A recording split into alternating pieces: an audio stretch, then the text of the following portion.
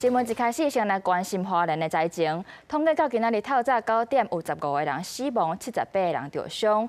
另外，大家继续咧清理高压煤，今仔日嘛有800台高压设备送到花莲来协助清理，增加摒扫速度。大家轮流休息啊。 我若搬物件，原来爱大家轮流休困，在后清理是真忝，一人一刷抽。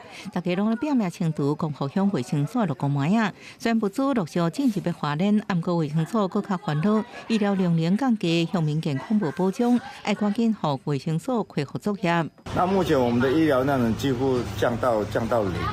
对，那乡民他们的那个他们的健康安全这些。 都没有办法得到保障。如果今天这个地方不打开，我们就没有办法做事。精神协调所总协调官罗建信，试用高压清洗机确认效果，预测有800台高压清洗机送到花莲，灾区的环境真垃圾，用人力清是速度真慢，即马有接水道头长用的高压水清，清理环境的速度用较紧的，尾仔嘛还有200台搁送到会。 家户里面的淤泥跟废弃物也需要导引清理出来，人力的方式用传统的这个设备，它的效能是有限的。那这些的高压水枪可以用强力的水柱的部分来促进清淤的这个效能。在评后续案例，罗建信表示已经找到30间陆小营协助。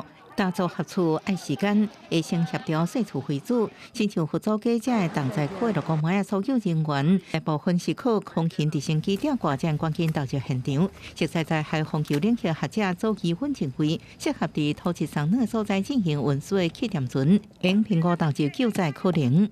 是可以考虑使用气垫船，比较大型的气垫船，是不是能够在这些狭窄的这些受灾区域里面呢，能够顺利的通行？那这个可能会是一个问题啦。学者强调，气垫船是不是投入，主要爱看现场所有团队评估，也系赶紧清除，互机构能慢慢向前。加速救援也呼吁，虽然放山会水量减少，不过爱加强监测，避免地动者意外，佫造成新的灾害。记者综合报道。